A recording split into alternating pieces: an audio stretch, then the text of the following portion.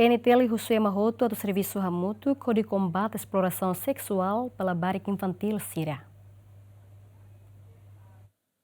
Porta-voz Comando-Geral PNTL, Superintendente João Belo Luz Reza Teten, polícia assegura a Baric Feto 9 no Hotel 9 e Dilaran, também alegadamente prática exploração sexual para minoridade. Também PNTL José Mahoto atau Serviço Ramuto de Hakoto grupo organizado para caso exploração infantil Sira e Dilaran. Porta-voz PNTL atau questão relaciona a preocupação Comissão B, Parlamento Nacional, nebe trata assunto negócio estrangeiro, segurança no defesa, para caso exploração sexual nebe envolve minoridade Sira, no uso PNTL atau Serviço Macas de combate caso ne.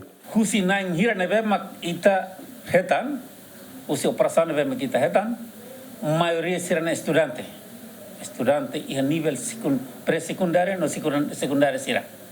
E a informação que está balu mos e a escola primária tinang kikliu. Tamane primeiro ita bolu sira halo investigação, bolu inanaman e depois a mim se canaliza a informação, né? Vamos, Ministério da Educação, atu for atenção para a escola neve lavar será mais ba. Será escola neve. Também sai uma hora serviço, será fatin será né.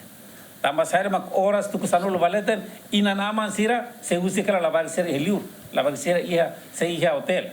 Também sai ira né, ita cola parte de divulgação de informação para hotu e a prevenção, hotu atene para ita bela controla. Operação sei lá e fatin ser nebe mak halau atividades fora da lei, Polícia Nacional Timor-Leste honinha